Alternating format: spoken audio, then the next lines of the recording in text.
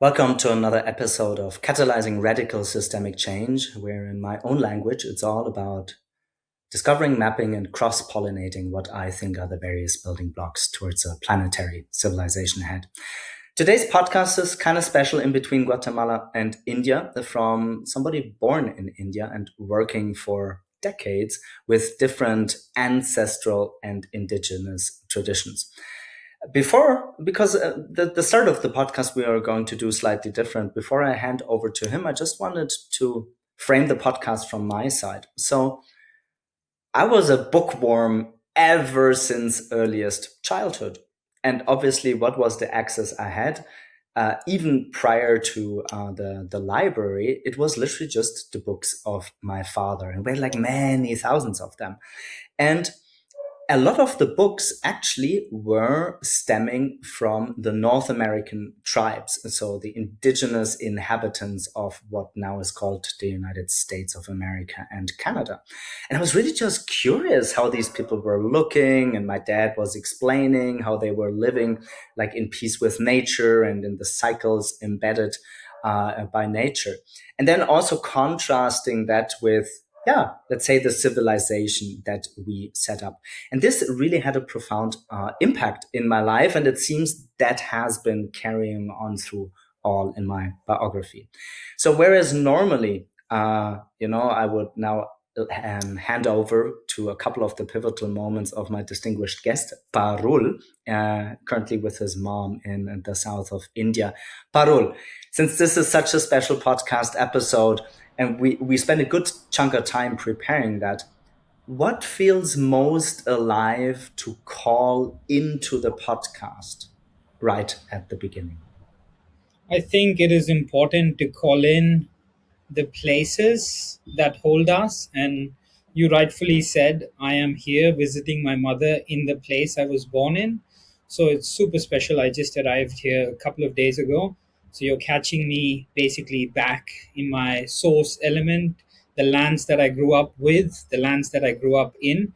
And this is very sacred. It's the lands of the Kurumba people that have tended to this land for many, many millennia. Although my mother's family is from the center of India, and we have roots there going back again many, many generations.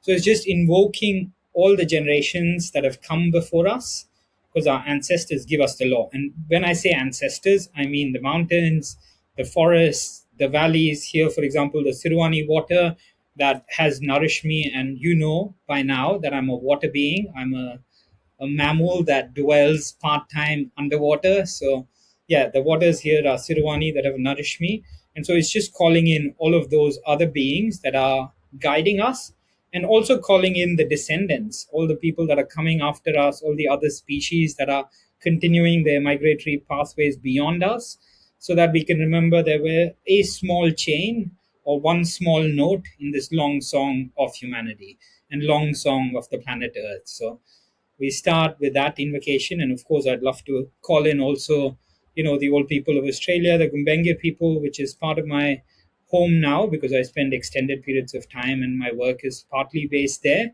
So just calling in, all these ancient, but still very present and evolving source of intelligence, and all our other species kin. Yeah, thanks for doing that, Parul. So before I hand over, and then we really want to discover these pivotal moments in the biography that made you the human being that you are. I remember being born and raised, albeit agnostic to spiritual traditions, very place based. So, as some of the podcast listeners know, I'm really born into a gardener's family. So, I was fortunate to still get to know all of my four grandparents and three of my great grandparents. And actually, the teachings of my father very much started on that plot of land from my great grandfather that then got inherited to my grandfather and then to my father. So, like the family in the south of Germany, it's the northernmost wine region. So, it has kind of a like a warm microclimate, but it's still harsh winters. And really understanding how do you plot one piece of land for at least seven, sometimes 10, sometimes 12 people with fruit trees and bushes and veggies and potatoes and herbs and all of that was very foundational to my own childhood. So I very much resonate, and I was always invited to remember really the place where we're coming from, which is ultimately the earth, right? But the earth expresses itself through different, I would call it like flavors or something like that, right? Because like growing up in Germany is obviously vastly different than from growing up in the south of India. Parul, since you're such a funky, colorful, interesting creature and you have such an interesting biography, when I ask you about the pivotal moments, it's really those moments that changed you at the core of who you are, right? That really planted the seeds for a biography unfolding. And I don't mind if you pick like three or five, but it's really interesting for framing the whole conversation. Sounds good, Alistair, and it's a joy to be with you. I'm beginning to like the many dances we're doing, and I'm beginning to get into flow with you, which is really enjoyable. So, me, I'd say the first pivotal moment probably happens even before I am physically born.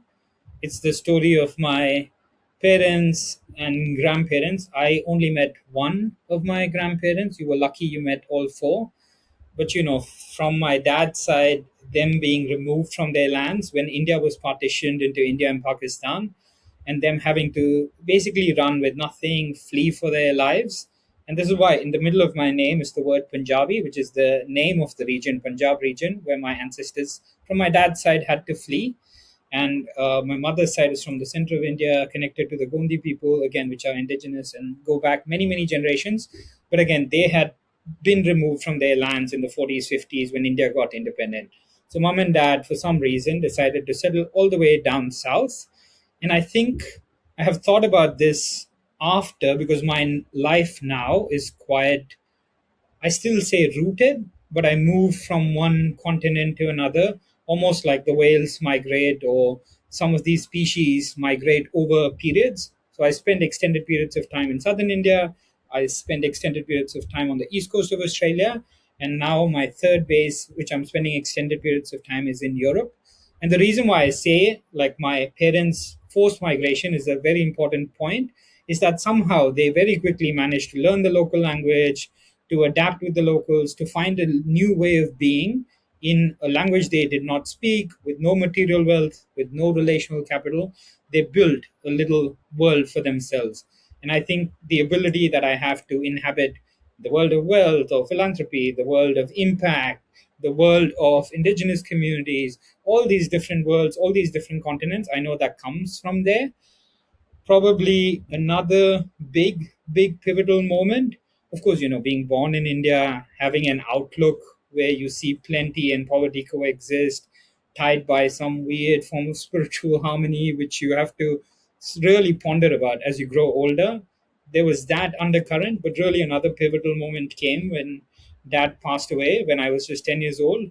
And the death of my father was actually quite a tragic and heavy moment, but it's made me who I am. Like, I'm very comfortable working with death. I also had, luckily, the one grandparent I knew, my grandma, the sweetest, beautiful woman, tiny, and she had a little ponytail. And back in the day, it was taboo for women to smoke, but she used to hide and smoke BDs in the corner. Highly, highly evolved spiritually. Highly, highly, when she was passing, her death was the most beautiful death I have witnessed till date. So I had my dad's death, which was very tragic and traumatic in some ways, and my grandma's death, which was very beautiful and profound. So that gave me like a full spectrum understanding of death, which till now influences everything I do, that experience and those experiences of death. And then probably the third thing I will add is at some point, growing up in India, I joke, but it is true, especially for the generations coming now. But even my generation, the narrative of the West had already taken shape. I would argue that the American dream was more alive in India than in America at some point. This classic stereotype of do well in your school. Back in the day, like the only alternatives that were opened up to me were either you're an engineer or you're a doctor. I was rebelling by choosing to do economics. I was rebelling by like learning the arts. I was doing all these like mini rebellion, which really mean nothing. But for me, like I initially still followed some of the mainstream path, but thankfully, and again I go back to my dad's death, the fact that I had experienced death at a young age. So I started my career working in the traditional corporate consulting world, but I quickly realized that is not for me. And I'd say dad's death, I'd say my experience of growing up in India gave me the courage to say, heck, I'm earning the most amount of money I can at this age, but really it's not bringing me joy, it's not making the world a better place. So I shouldn't be doing this. I should just throw it away. And then my exploratory journey began. So those are probably the key moments that continue to shape who I am.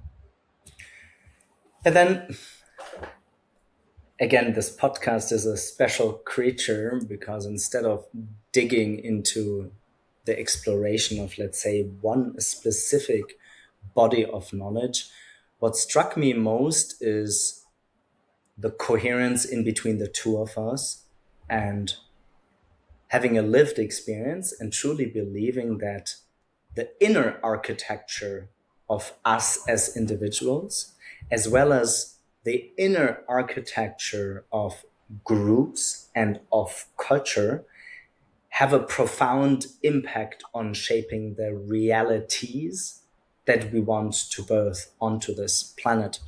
So, maybe a good segue into this rather broad conversation today would be when you mentioned in your biography that you did these micro rebellions, but nevertheless, given your background, you were pursuing a career in mainstream.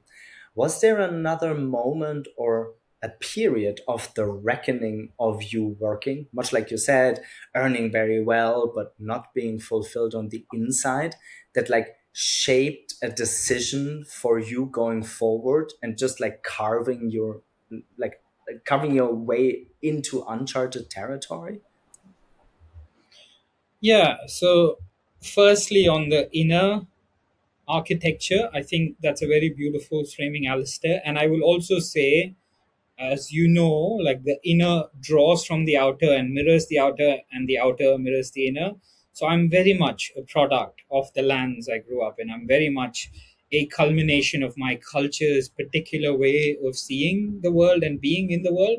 And all of that, again, are very important. So even growing up, I had pre-commencement of my education, I had a particular ceremony which involves experiencing again death. Death is a recurring theme in my life, which we will, I think, unpack later on. But anyhow, in that experience, you are removed from your immediate family and you're connected to your world family. You're connected to the sky as your father, the earth as your mother, all species, the ones that walk, the ones that crawl, the ones that fly, the ones that all of them are connected back to you as your kin, and then you are given your particular family back as well. So then I was guided through all these like traditional processes of like living a good life. So there was something in me that already knew, I don't want to fall into the trap of what the world or the mainstream tells me is success.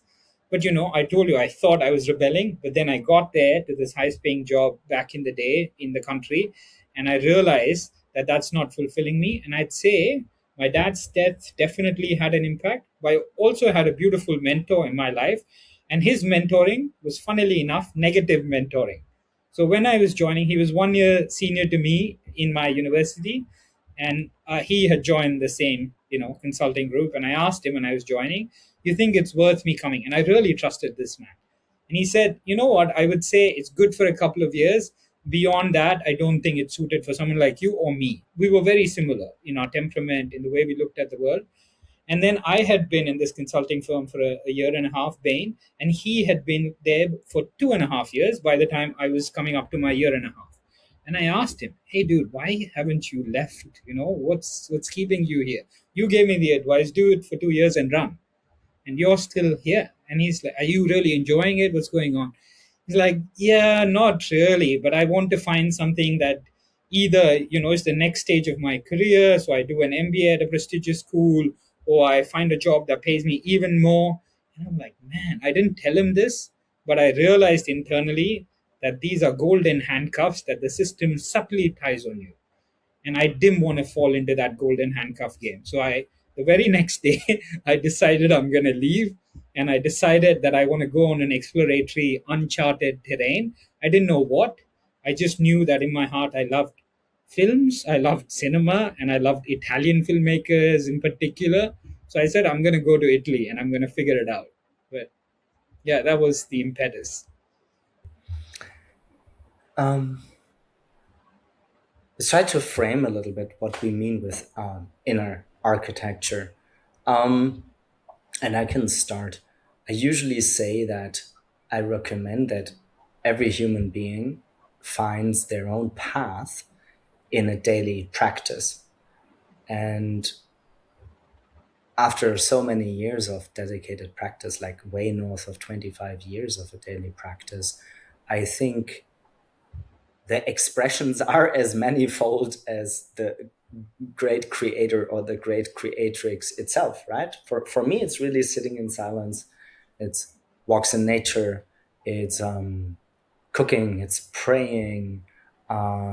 It's certainly for many decades now, in different variations.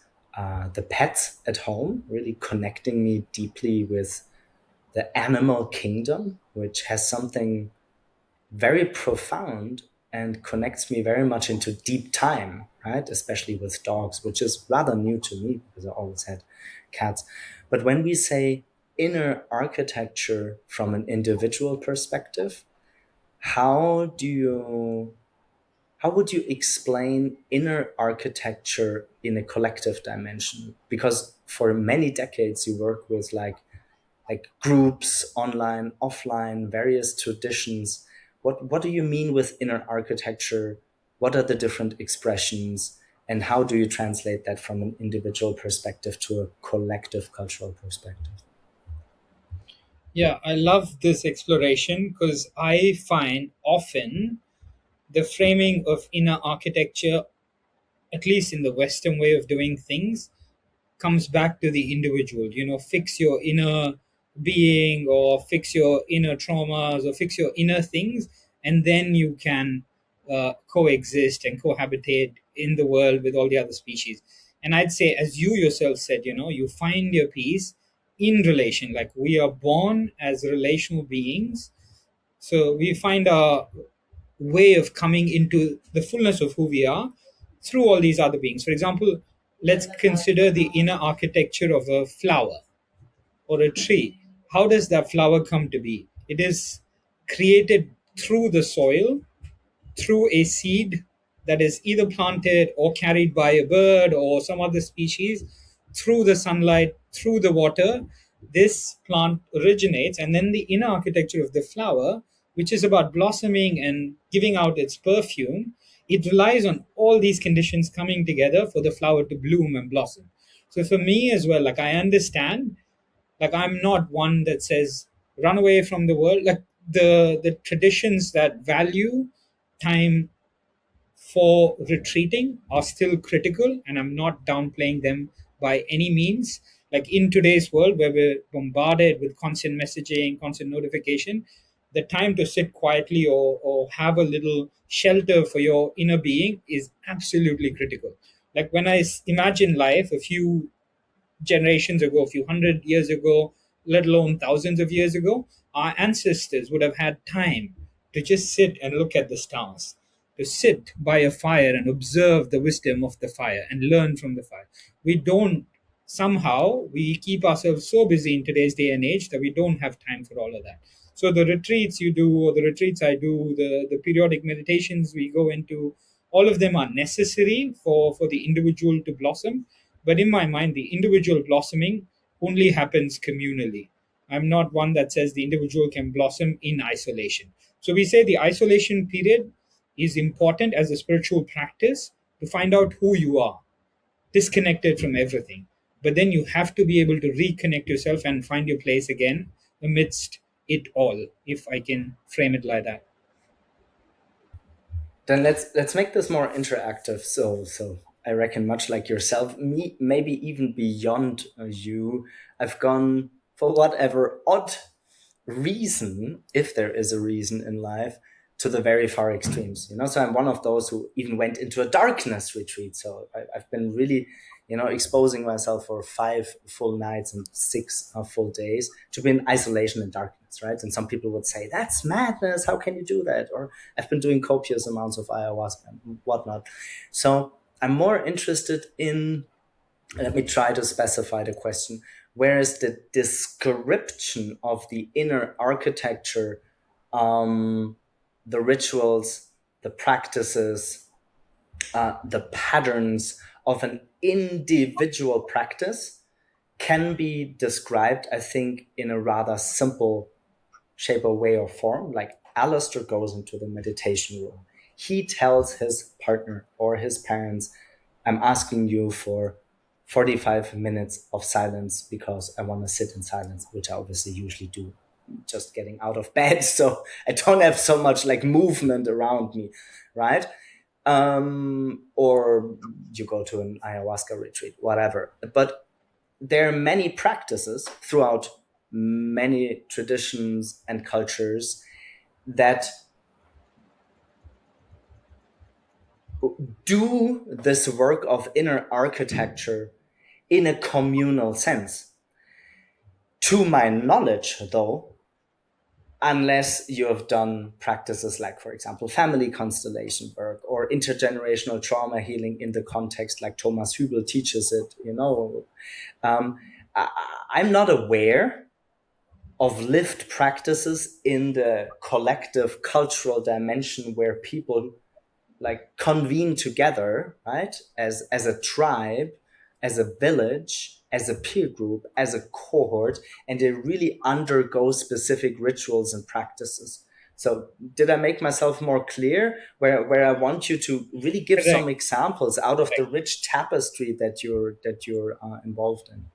I got it. Yeah. So, in a simple way, when we say inner architecture, what we mean, and again, there are different lenses of looking at it from the culture I come from, and generally the more broad Eastern Indian thought, and I know this is different because I have lived in the West and I've interacted with many. The East West difference, like we have to be careful of saying East West because it is a sphere, there is no East West. But relatively speaking, there is East, there is West. There's a particular culture that tells you you are born complete, you are born full, and no matter what you do, the fullness you are born as cannot be depleted, no matter what your actions. That you can always find no matter what, no matter where you are, no matter how far lost you think you are, there is a way to reconnect with this inner fullness that remains with you intact for as long as you are breathing and alive on the planet. So that is in particular what I mean by inner architecture from my particular lens of looking at the world.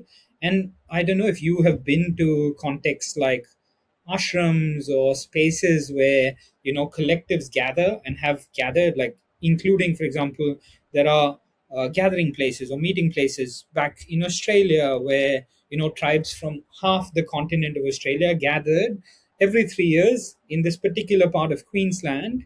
There is this very peculiar tree called the bunya pine, and the bunya pine produces, it's not actually a pine but it looks like a pine, and it produces this gigantic nut called the bunya nut.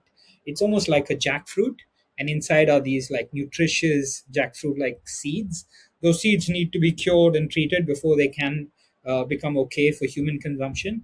And of course, like the ancestors of that place, the elders of that place knew what to do because they were in communion with the trees and they understood ways of treating the seed so that it become nutritious. And it's called mother's milk translated in English, and it's as nourishing, it's densely packed with nutrition. So whenever, every 3 years, the trees produce this bumper crop, and the indigenous nations from all of those, at least half of the continent of Australia, would gather there, and it is considered in the Australian context the longest running parliament because that's where decisions were made, that's where trade happened, that's where knowledge was shared. So, and these places, as far as we know, have been going on for at least, and everyone agrees, at least 60,000 years. But then there's archaeological evidence suggesting 104,000, but over 100,000 years, these places have been sacred spots of gathering. Likewise, in India, in the foothills of Himalayas, where I am connected most closely to my own spiritual and cultural lineages, There are pockets where, no matter what your faith, no matter what your belief, there is something which we call a religious consciousness, which is separate to religion. And especially lots of people are burnt by religion in today's day and age, and I understand.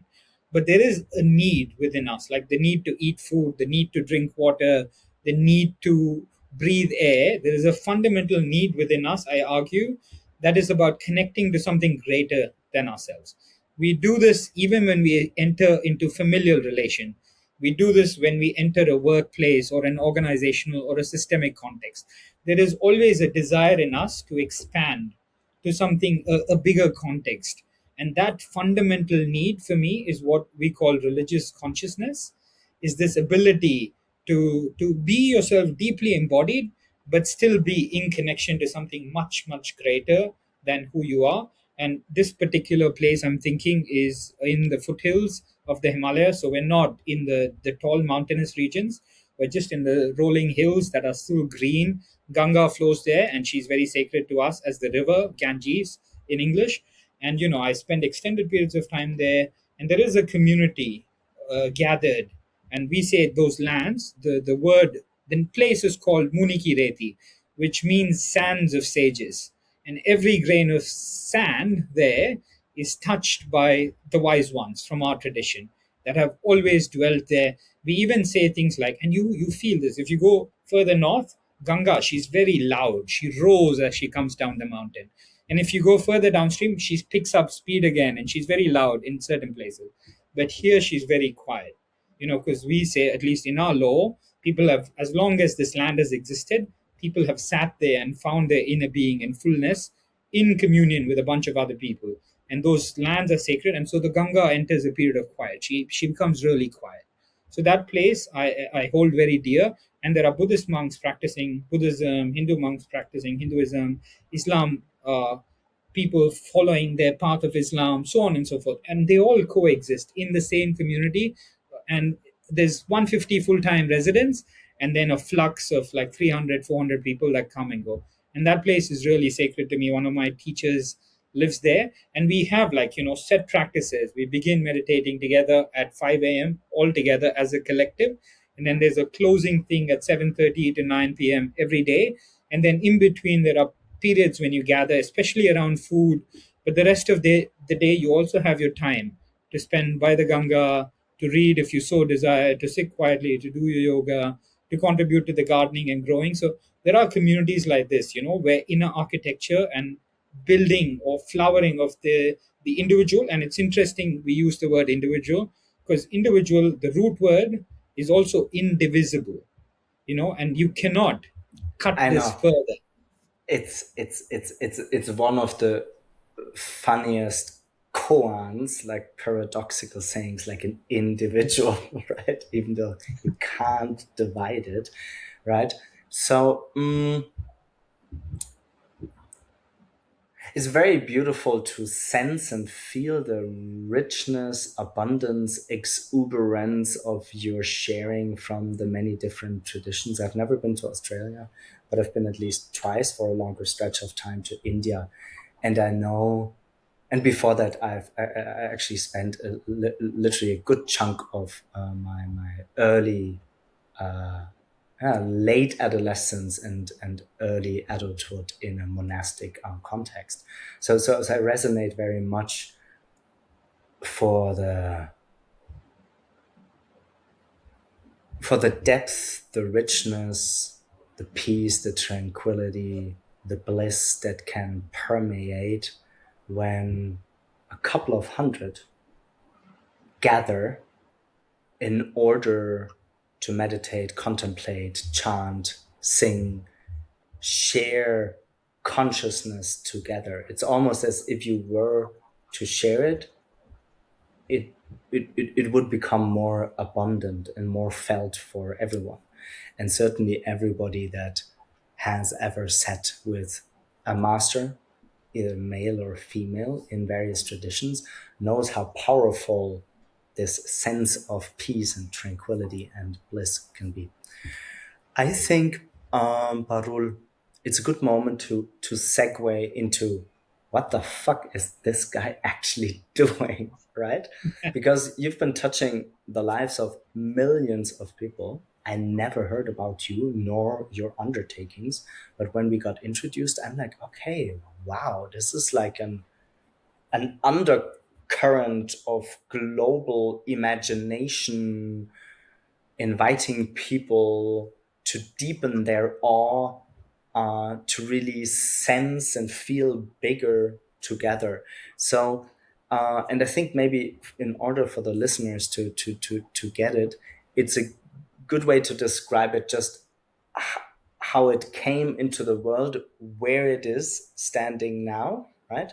As well as then segueing after that into the chapter of like composting, death, why you so consciously uh, into the core of the code of organizations and your work. Also, yeah, set a final date, for composting and for death.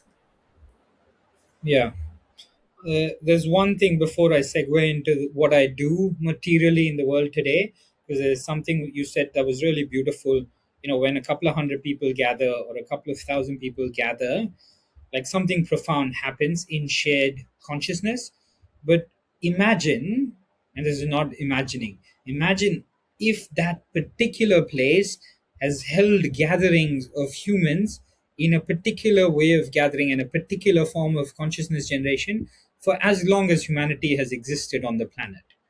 If you go back to the beginning, there are places, for example, in Varanasi, downstream Kashi, in where Ganga flows, there is a place, Manikarnika Ghat, where bodies have constantly been burned in the fire for as long as humans have been alive, and the fire eats the humans, and there is a process.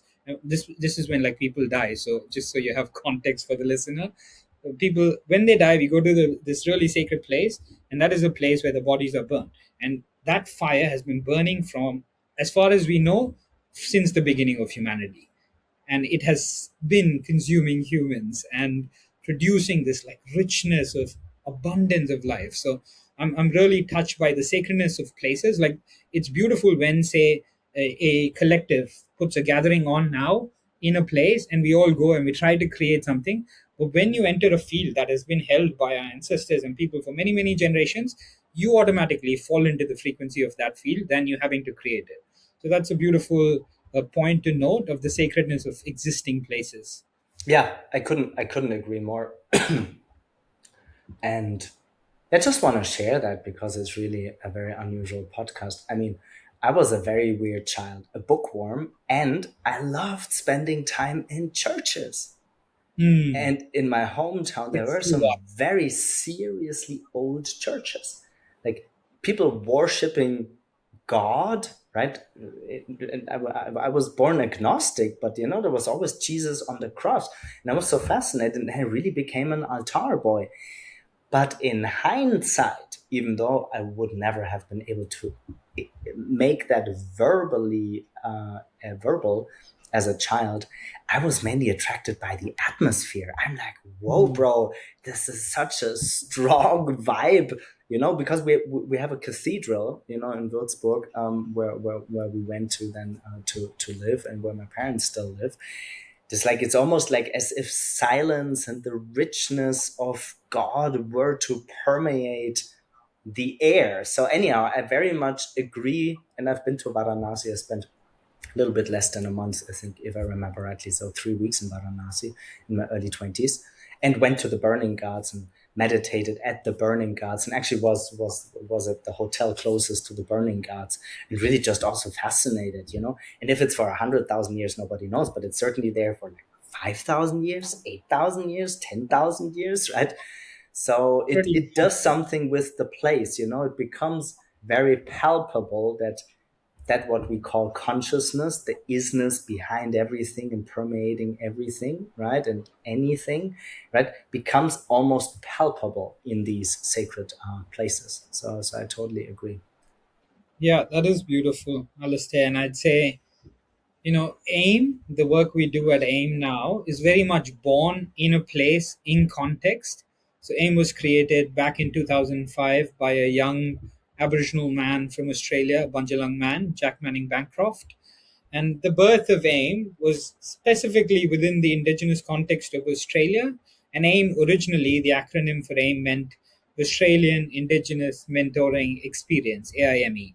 Now it's a global movement that is operational in 52 countries with a network spanning 100 countries. But again, I specify that it's born in a place, in a particular context, as all of us are. We are born in place in context, and then we expand and we find our tribe, we find our tentacles, we find our body of work that needs to happen. So I had a long journey, like when I was in the context of living in the foothills of the Himalayas. I met a really good friend of mine who was like, "Hey, why don't you move to Australia? Come hang out with me." He was from Australia. I was like, "Okay, I've never thought of that side of the world." And I, like you, had been fascinated by Africa, by India, by Europe, all these places, but Australia was just not in my consciousness. And when I was really open to influence, then I said, "Yeah, sure." And I moved to Australia a decade ago, 2016, and AIME by then had already been the largest volunteer movement of university students in Australia. It was the largest mentoring program in Australia's history, the largest Indigenous youth movement, very, very successful. And what AIME had achieved was remarkable because these young people we work with, Indigenous young people in the Australian context, the Aboriginal and Torres Strait Islander young people, so they were, when AIME started in 2005, the narrative was very dark. If you were Aboriginal, if you were Indigenous to Australia, you were 24x, not 24%, 24 times more likely to end up in prison than to finish your high school. And this was the narrative that was being driven by a particular form of the mainstream media, politics, so on and so forth, that said, yeah, if you're Indigenous, you're not going to amount to much. So, in this sort of like soil was born the seeds of a counter movement by an Indigenous young man that said, actually, I would like to disagree. If I look at my history of 60,000 plus years of living on this land, I know our people have survived ice ages. I know our people have gone through really, really remarkable change, and we are still here. And the settlement only happened. What is really unique about the Indigenous context of Australia is that settlement only happened in 1788, which is relatively modern. For 60,000 years of living on the land, at least 250, 260 years is very new in terms of deep time. And in that 250 years, until 1967, just so there is context, Indigenous people in Australia were not counted as people. By the Constitution, they were not included in the census because they were considered flora and fauna. Now, normally, an Indigenous person would take that as a compliment because we are, at the end of the day, an animal in the landscape. Although we've forgotten and we put on our suits and we think we're somehow above all this, we are superior, bullshit. But in that context of constitutionally removing the rights of people and turning them into flora and fauna that you can extract from and shoot, that was very, very dark period. So fast forward from 1967, where Australia voted as a nation to say whether we should count these people as people, and resoundingly people said yes, they are people. Come on, constitution, accept them as people. They were here before us. So 2005, AIM was created in this very difficult context where billions, trillions had been thrown at the problem of trying to solve Indigenous disadvantage. And what Jack and the team at AIM did brilliantly was turn the frame completely.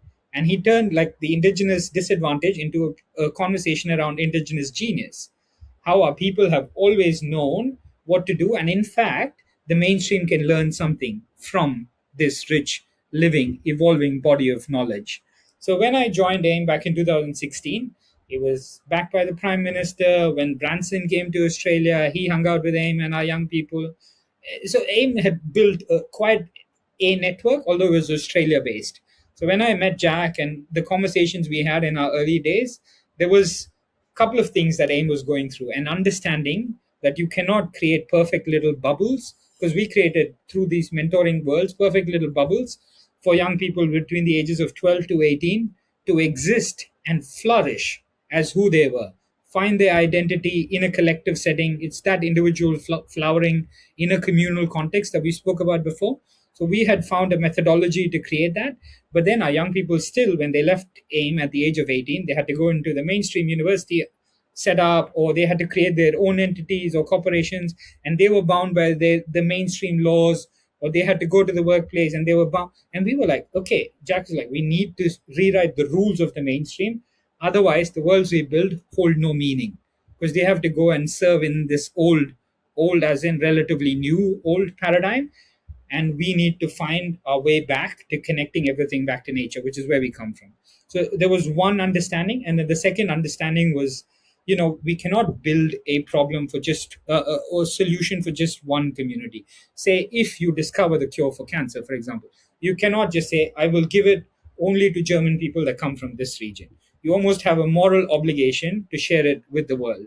And we had a moral obligation to say, hey, this is a bridge out of inequality where we put people of power and privilege in the same path, in this at the same footing as people who are at the risk of being left behind. And in effect, we build this unlikely connection that would not exist. And in that meeting of unlikely groups, a lot of magic happened. A lot of change happened at both ends. We're like, maybe this can be replicated in other contexts. So the first context we replicated in, which was really amazing, and there are stories upon stories, videos upon videos. AIME is a very rich universe because we also, we're Indigenous led. We believe in the power of stories and myths to carry culture forward and to shift the culture at large. So there's a ton of like written material, video material, podcast material that people can dive into. There's Harvard case studies done on AIM. There's KPMG economic evaluation. There's university-led research. It's just a very deeply thoughtful, introspective tradition. So when we moved to the first continent, we moved out of Australia was Africa. And AIM is also a very creative organization. We have like many puppets. We just made an animated feature film called Imagine.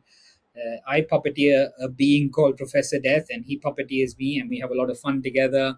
But I will come to the death part. So when we moved to Africa, because we love uh, Willy Wonka and the Chocolate Factory is one of our inspirations. And back then, our head office in Sydney was called Imagination Factory. So we said, why don't we give out golden tickets to young people to come and experience the Imagination Factory and then build a version of that in their countries, in their context that only they know how to build. Our job was to be brilliant recruiters, find these needle in a haystack kind of young people that were ready to lead, but not your conventional, mainstream people, but like people that have been pushed outside the margin. Because we say when you're removed, when you're pushed outside the margin, you get a very unique view back. In the humanity context, you can think of Apollo taking off into space and looking back, and there's that blue dot, and later on the blue marble, like famous images that say, hey, the earth is finite, which we have known as people for a very long time. But somehow the mind gets distracted and you think you can extract as much as you want. But that distance we put between the earth and the astronauts allowed us to look back upon ourselves and say, hey, this is actually a finite living, breathing place that we need to hold very sacred. So this is why we found people outside the margins that could lead it. We brought them to Australia, created the bridge between Australia and Africa, and then we saw the magic spread across the continent of Africa. We did something similar in North America, and then the movement started taking hold of its own. And over time, our job was just to be the stewards of this ever increasing, ever growing network. And to come to the final bit of the puzzle is the composting conversation. Around 2021, when AIM had already Wait. accepted. Before we go into the composting, not that fast, because I want to preserve that gem of a contribution, because I think it's so profound what we surfaced and with what you're working. But in a bit. So, can you share? So, or the other way around. I know, like, I'm very immersed in Europe with the founders of Ashoka, that famous impact entrepreneurship network. And whenever that came about, like effective altruism, so you're doing something philanthropically, but then you can measure it, whatever the rate of drug addiction in a certain quarter of a city goes down by that intervention. So I'm very critical with that. Yes, I I also agree. understand why it's used. So it's I agree. and holding that paradox. Just for the listeners, can you share from the original Australian context of AIM and then spreading that, if not globally, but I mean plus 50 countries is really impressive. Some of the achievements or the cultural change that you have seeded, or where you really sense things are now different in terms of discourse? Yeah, just curious, how would you describe AIME when it comes to some of the change that you have accomplished or are about to accomplish, and other ways to measure that? Yeah, so there are measurements. The original model of AIM, just to speak to the Australian context, we played the game really well, which is why the Prime Minister loved us, corporations loved us, philanthropists loved us. We were measurable, we were tangible, we were outcomes focused, we could deliver, at a very high level. We played the game, and Jack speaks to playing the game exceptionally well. We could deliver what the management consultants wanted on a spreadsheet like no one else could. And what we tracked back then was the year 12 completion. Like I said, if you were Indigenous in the Australian context in 2005, you were 24 times more likely to end up in prison than to finish your high school. So we could measure high school completion. We could measure transition of our young people from high school completion either to meaningful employment, university, or further training, which could be a vocational training, or starting their own enterprise. So we had these really strong measurement mechanisms. And even as young people are going through our programs, back in the day, the mentoring programs, we could track the spike in their attendance. Because when they hung out with the mentors, they felt seen, they felt valued, they felt finally someone actually wants to learn from me and my culture. And suddenly they become teachers. It's remarkable the transformation that happens in the young people. And so there was like a 35 plus percentage gap between Indigenous and non-Indigenous educational outcomes that we closed completely in Australian context.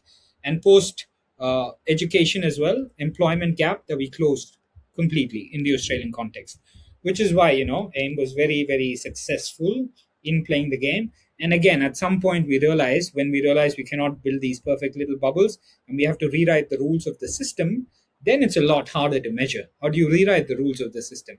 What is the change culturally that you're speaking of? So when we now have Indigenous CEOs, there's still very few, let's say, in the Australian context, where there's like even a discussion about potentially an Indigenous Prime Minister sometime in the future. When we now have our department in Australia and the Australian government, the Department of Foreign Affairs and Trade, that says we do not want to use traditional diplomacy. We want to take Indigenous knowledge systems and do diplomacy differently. That is a change that can directly be attributed to AIM, but also many, many amazing organizations and collectives like ours. And of course, like the ancestors that came before, that fought in the 60s and 70s and got the referendum passed and got Indigenous people considered as people. So now we leave the shores of Australia to go to the continent of Africa or the shores of North America. And now we start moving beyond, because I don't want to stay with the Indigenous, non Indigenous binary too long. Because if you go way, way back into the origin of life, whatever the creation event, whether you believe in a Big Bang or the rainbow serpent creator or Shiva is the creator, it doesn't matter. There is a creation event, or somehow creation comes to be. And we all the species on the planet right now, all the beings of all colors, trace our ancestry all the way back to some big creation event. So I definitely want to find a way back to reunite humanity, to find our relation with other kin. So when we start moving to the continent of Africa, we start stepping away from this Indigenous, non-Indigenous binary, which was a gap that was necessary to close in the Australian context. What it also did for AIM was it established our roots. It gave us really, really deep roots upon which we could grow the tree that AIM is now. And at this point in our journey, we're almost the mother tree. That again, I will allude to the fact that the mother tree that will fall at some point in the near future.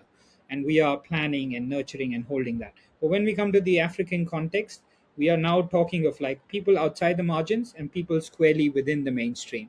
So the Indigenous, non-Indigenous binary dissolves into, these are people that have power and privilege, and these are people that are being pushed outside and not don't even have access to basic resources, let alone the ability to call on the shots to redesign the system.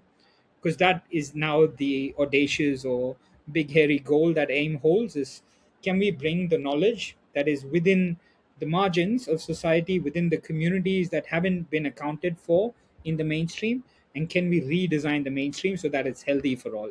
Because in the margins, you're very creative, you're very imaginative, you find pathways to resilience, to survival, to thriving with limited resources. You also find ways of being in harmony with all the other species. When you're in a remote part of, for example, southern India, you find a way to live with a tiger that you may not need to live in if you're in a big city, in a bigger context somewhere else. So all of those intelligences are completely devalued in our mainstream system, and that is what is sorely missing and necessary. And we are not for necessarily diversity, equity, and inclusion.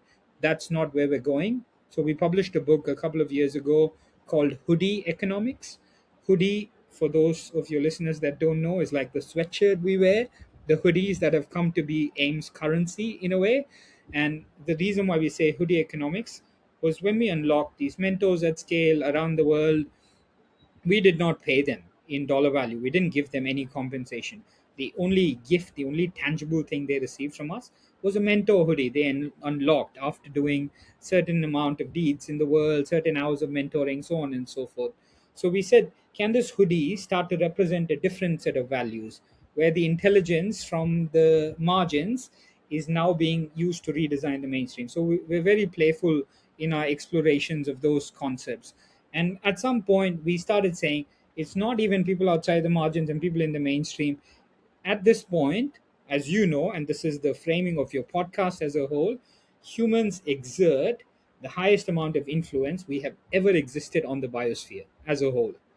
And that puts us in a place of unique responsibility, a place of unique power and privilege. And we also need to find ways, again, of designing with other species, of coming back into relation with other species. So at some point in our journey, we grew beyond even the binary of outside the margins within the mainstream. And we said, let's work for humanity as a whole. And then, if we work for humanity as a whole, what are the values that we can espouse, or universal values that we hold dear? And we landed on three universal values. The first is imagination, and imagination is this ability, and there's a distinction between grounded imagination, imagination that is rooted, comes from the land, takes into account all the other species. And like some people use imagination also in very divisive ways. They build narratives of superiority of one race or one group of people, in group, out group. That is a form of imagination, but that is not rooted, and that is not what we mean by imagination. Imagination, we mean, like when you were speaking of the original creator or creatrix or the creative impulse that creates the universe, and is still, the universe is expanding. There is a creative impulse within it, and that force we call imagination. And if we can tap, as majority of humanity or all of humanity can tap into that imagination force, something good will come of it. The second universal value we stand for is mentoring. Knowledge. So far, humans have survived and thrived on this planet because we've been very open and we've mentored the next generation coming through. Elders sitting with young people, knowledge being openly shared is a critical pathway to human survival on the planet, and people have forgotten. Now somehow knowledge is stored behind copyrights and patents and IP law and what have you, and we're like, no, no, no, knowledge needs to be liberated and to be shared freely across generation, across races, across ages. Otherwise we're going to lose the plot completely, as majority humanity are. And the third thing we stand for universally is what we call custodianship. We have, as humans, a very particular ecological niche in the biosphere. What a whale can do, or a honeybee can do, or a crow can do, I cannot do, or you cannot do as humans. But equally, what a human can do, when we stomp the grounds to wake it up, when we enter the waters, we churn the waters in a certain. There are some things that humans can do that other species cannot, and we have a particular role, especially of being the custodians and stewards. And stewards doesn't give us a position of power. If anything, it gives us a position of finding, care for all the other beings, and we're really good at caring. We're really good at caring. For example, for our people that are dying, for our elderly, we're really good at caring. Other species are too, but we're bloody brilliant at it. So can we make humans custodians again? Can we remember that we have a particular ecological role to play? And when we chop trees, we're effectively chopping our own fingers.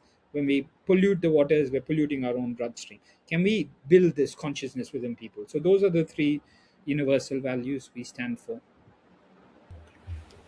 Now, I think this was a very powerful segue into why Doctor Death, and why do we both sense that death, anything ends, anything that's born and lives will die, is so important to put that into the kernel of the code of the frameworks and rituals and organizations.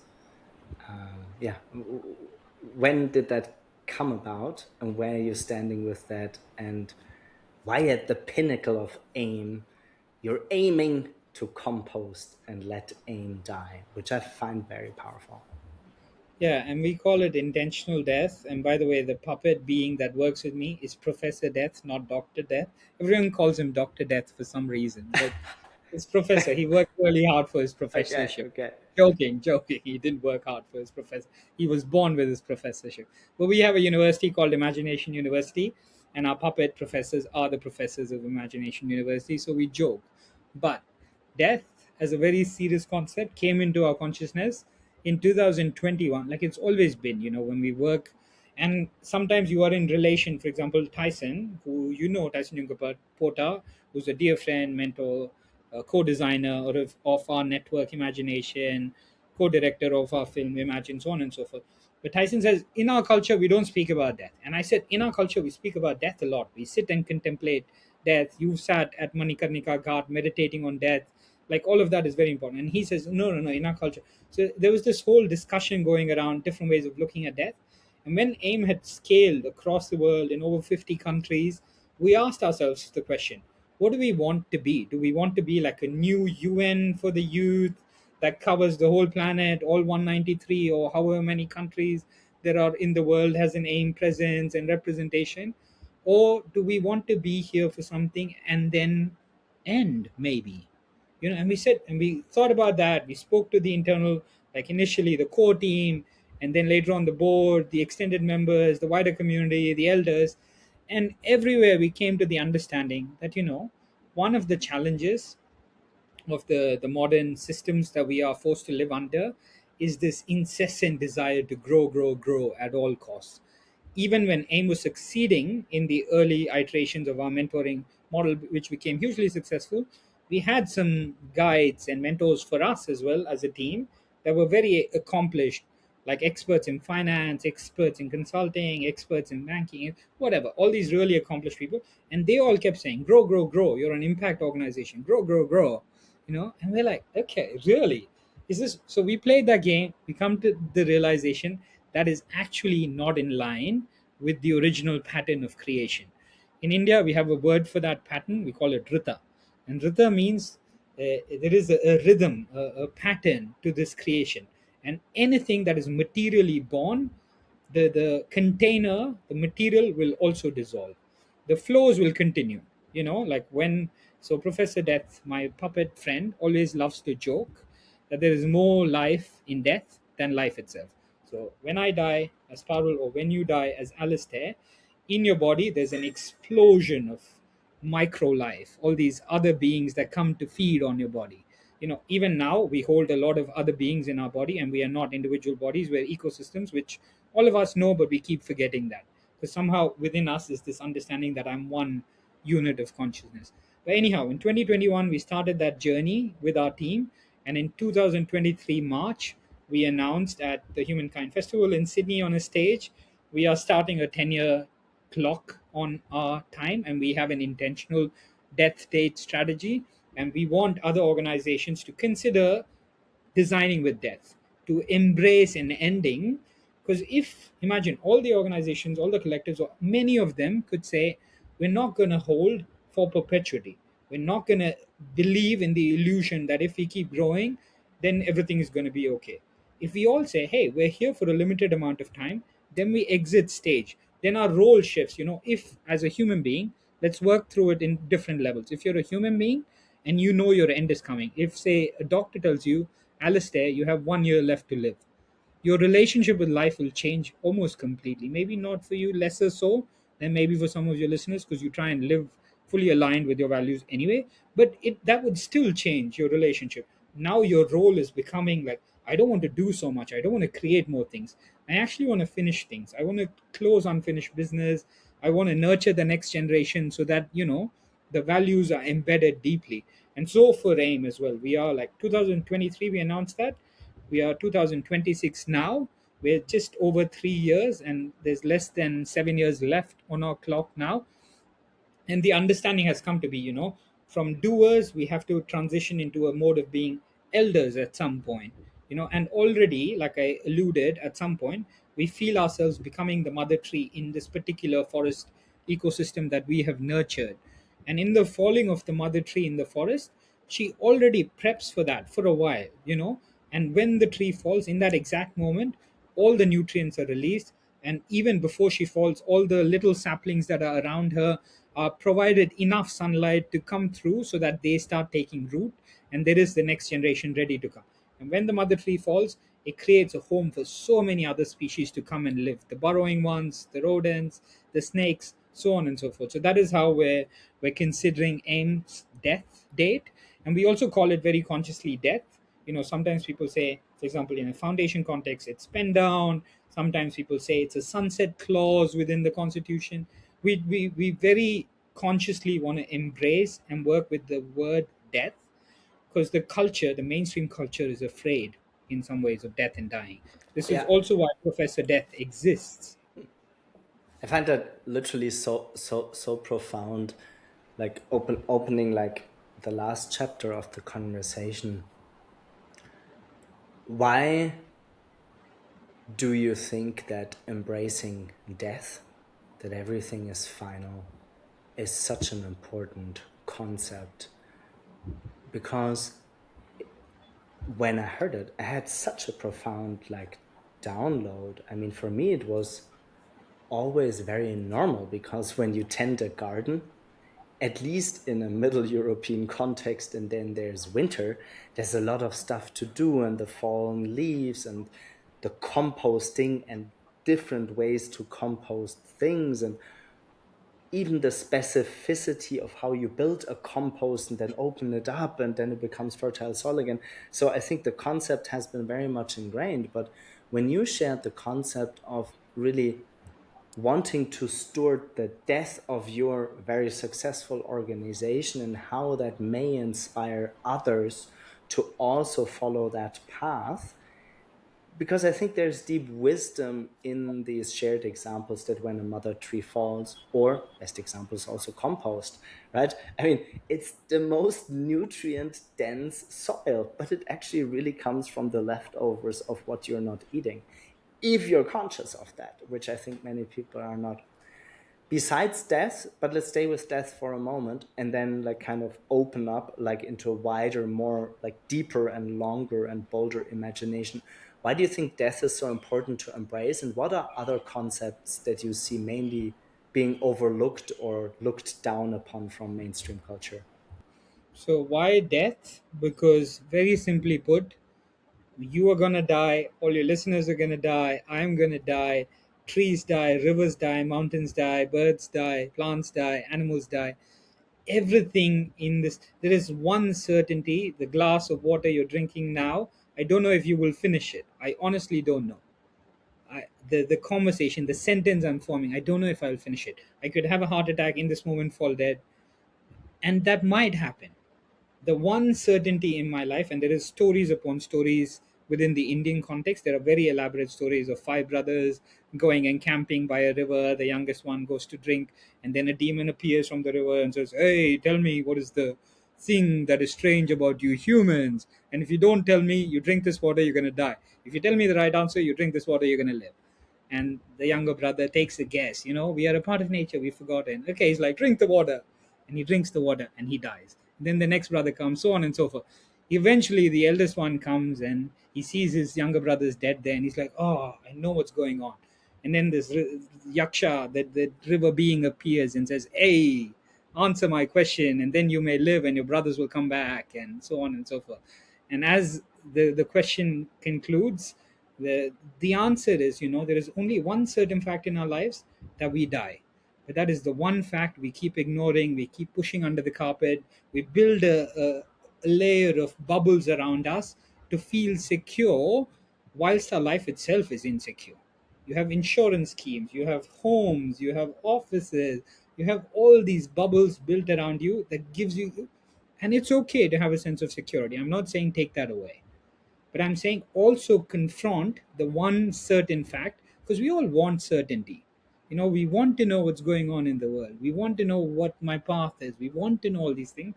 But when you have one clear fact, you can even escape taxes if you go to, I don't know, Saudi or Monaco or other places. But death, so far, you cannot avoid. And I hope humanity can never avoid death. We can always find back into the arms of death.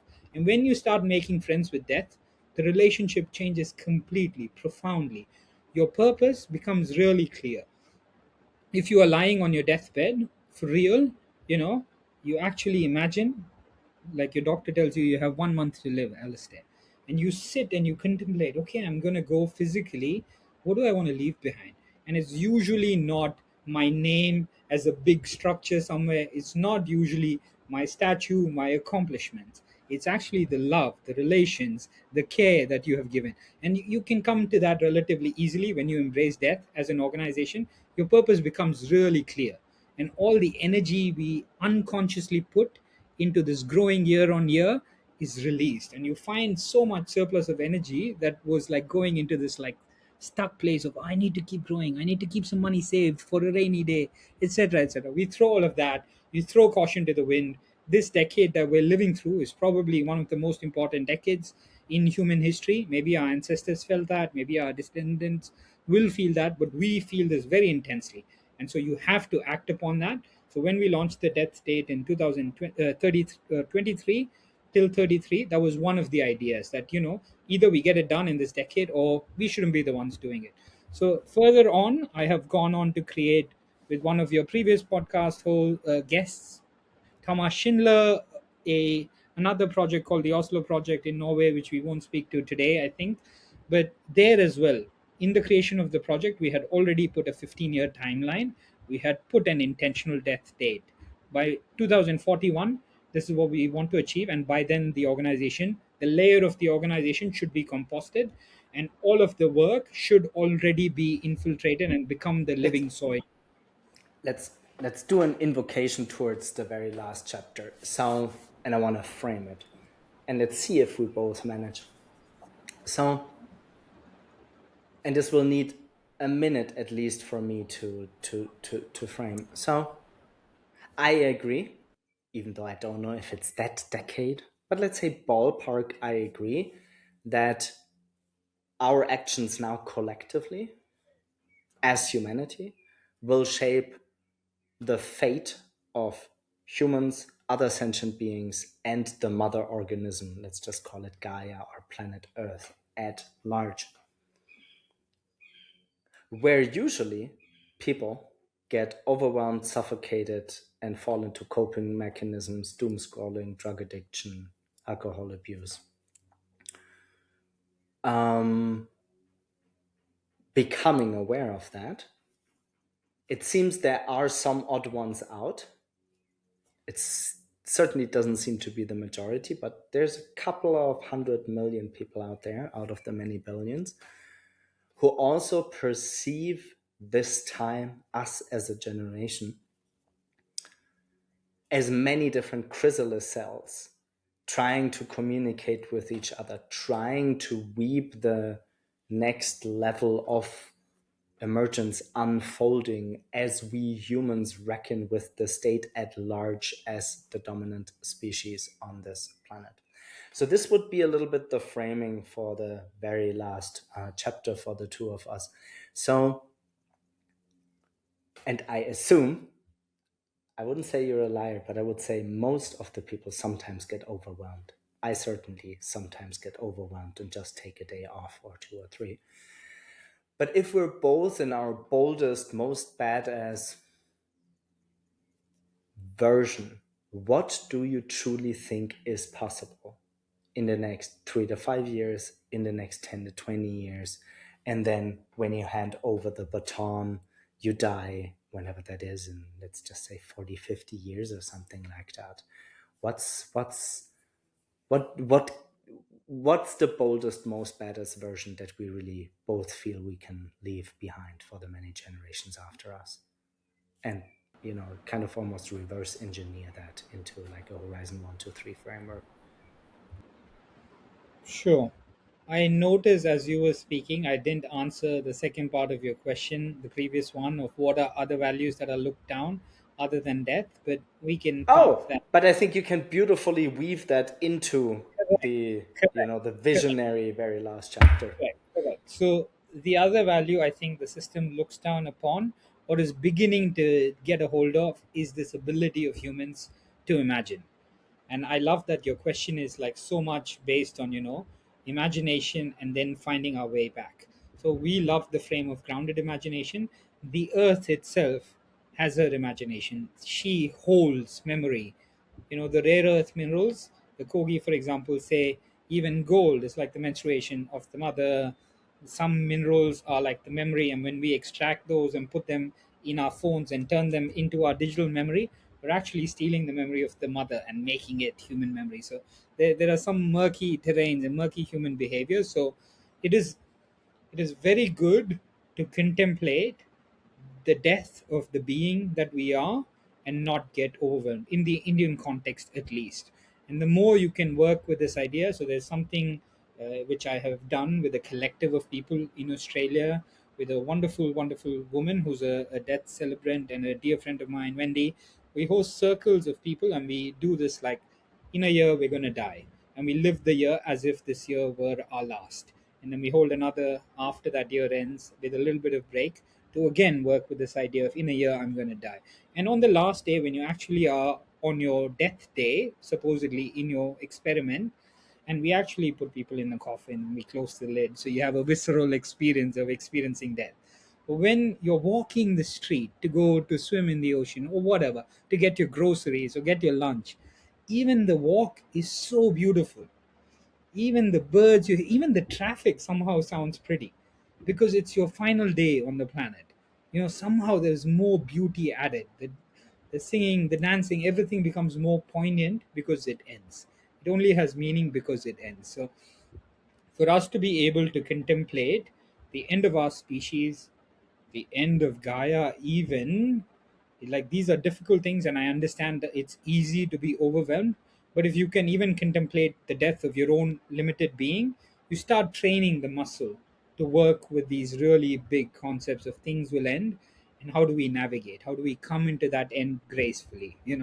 And so for me, like going all the way into the future, I'm on my deathbed, and my most ideal, most beautiful vision for humanity is that we have found our way as a species back in relation with all the other species. We have found a way of communing with the land, with the whales, with the waterways. We have found a way of living in harmony, taking only what is essential, giving back more than what we take. We have found a way of like living within the confines of the planet, being completely fulfilled for the entirety of our species and nourishing all the other species. And when we reach that point, then we can think of being, which I know is a vision you hold, of being an intergalactic, interplanetary species, which I love as well. But for us, in order to become like, we also say in the relationship context, if you are in relationship with a dear person, a dear human, you're in an intimate loving relationship. For that, we say the ideal state to be in a relationship is when you are yourself fulfilled. If you are lacking, if you are craving, if you are missing, and then you're trying to grab something from the other person, there will always continue to be a dissonance and violence Let me amongst you.